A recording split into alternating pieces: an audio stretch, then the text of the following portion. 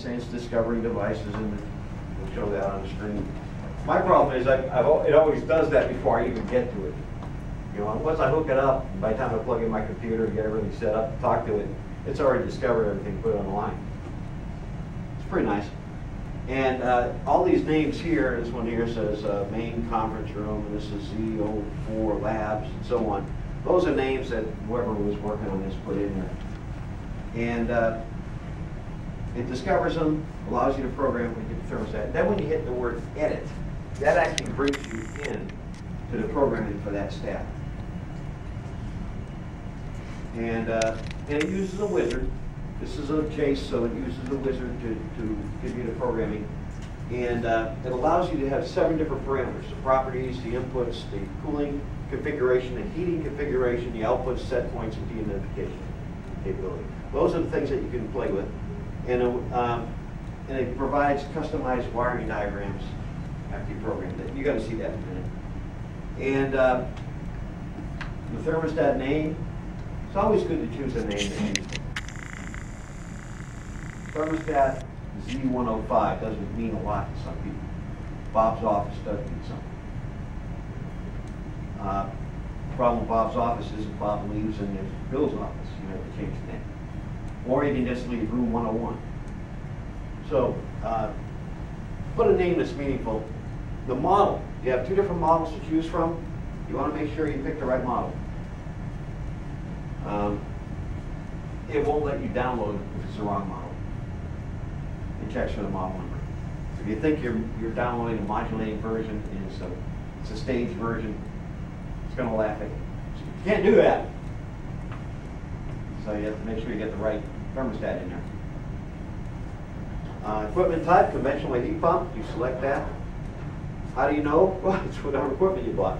Neuron ID, it fills that in automatically for you.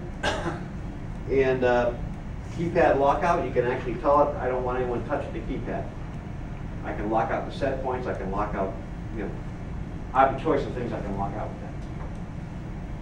You don't want someone going in here and saying, you know what, I really would like to type, you know. The neat thing with a T7350 is there's a lot of buttons. Now you're probably thinking, well, what's neat about that? One thing, I like a lot of buttons and stuff. It's cool. If you like it simple, here you go. Keep the door closed, up and down, information key. But if you want to program the heat, I don't have to scroll through anything to say, where's my heat? I just click on heat. Here's my occupied heat set point. I can raise or lower it. If I want to do cooling, hit cool. If I want to set the day, hit the day button. If I want to set the occupied, hit occupied button. How easy is that? Yeah, a lot of buttons, but it makes it easier. That's why they did that. But for people who don't like it, you know, we have the scroll capability here. And of course, you don't even have to touch the buttons if you're using the computer. Or remote the stat. Sorry? Or remote the stat. Remote the stat, yeah. A lot of times, like at St. Rita's, you don't even see the stat. That's sitting in the basement somewhere. The only thing you see is the wall sensor. One of these things, just a sensor on it.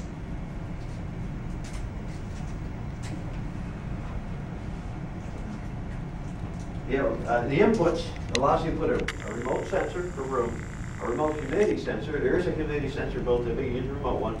Outdoor air temperature input. These are 20K sensors. Occupancy sensor input. So if you want something that says I'm occupied, maybe a motion detector like the one up there in the corner. And discharge air temperature input, so you can see what discharge air is. Yes? What about CO2? It does not have that capability because it doesn't control the input.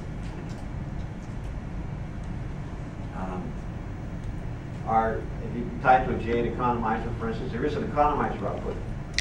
So you can trigger an economizer based on either occupied or economizer.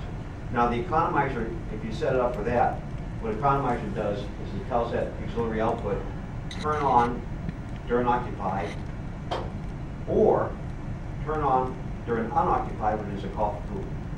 So it allows it to use free cooling. And then the economizer is energized, and if the outside air is good enough to use it, they use it. Are you guys familiar with the J economizer? works hand in hand with this, and the CO2 would wire to the J.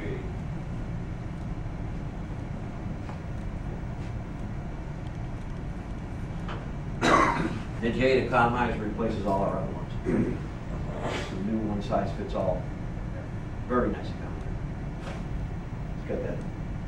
It's an AX chip, same as these things. Same as a J's. It has the screen pad on there that gives you. It's what's going to come through a lot of equipment. You get new equipment, Yeah. it has an economizer, probably the J on it. Instead of being a black box like they always were in the past, and you couldn't tell what it was doing, the J has a digital display. You can see everything.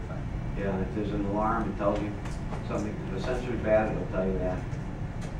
You can set your discharge. You can say, I want 50,000 CFM. You know, you just tell it what it is. It maintains your, depending on what sensor you put on it, it will maintain the discharge CFM. And cycle rate, you can choose that on the cooling configuration, either 3 or 4 cycles per hour. In the advanced settings, you can have, under advanced, when you hit that tab, you can have the outdoor air lockout. So on this stat, if the outside air temperature is below 40 degrees, maybe I want to lock the stat out.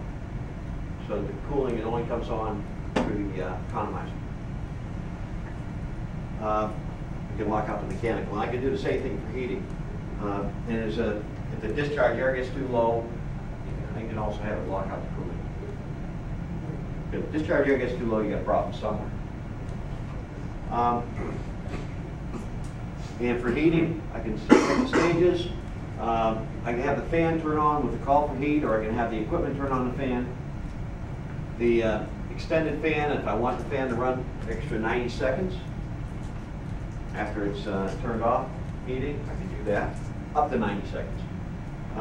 Cycle rate, 3, 6, 9, or 20. Obviously 20 would be electric heat, 6 and 9 would be gas, and 3 would be heat pump. And advanced settings, heating, outdoor air lockout, and a discharge air lockout, just like you have on cooling.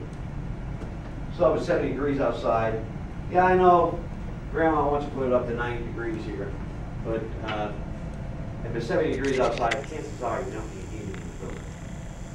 The heat gauge, the lights, the sun coming in, and so on is plenty. You don't need to turn on the gas, so you can lock it out.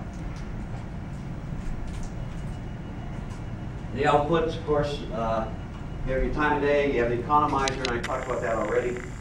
Simple dehumidification, that means that when it needs to dehumidify, it makes that contact, and you either turn on the dehumidifier, turn on reheat, whatever you want to do with that. This one here turns 5 minutes minimum. So it allows the cooling to come on a little longer. Hot gas bypass capability, same as simple dehumidification, but will not energize if a stage of cooling is on. For instance, how many guys here use hot gas bypass? Well, do you work with that? Yeah. Years ago, I had a customer in Cincinnati, Haymaker, one of their engineers, used to build a panel that did hot gas bypass for grocery stores. And all it does is basically put the hot gas for heating. It just moves it, puts a coil in the, so when the compressors are running from the, all the refrigerant, you know, if you need heat in the building, why am I pushing that heat outside? Just pushing it inside. If I need dehumidification, you know, why have the heat on and the cooling on at the same time? Just turn on that cooling and let that hot gas be in the same coil, so it's just like a dehumidifier. It just cools and heats it up again, so that you're not overcooling the building. So hot gas bypass is a nice energy saver, and for years guys have been using it, and that kind of went away. I don't know why. And of course, if you want to play with the PID loop, you can. You have that capability within the software. Don't do that. Paid with these engineers a lot of money to come up with a good PID loop. Works at different staging and so on, and automatically changes based on number of stages. It works good. No need to mess with it.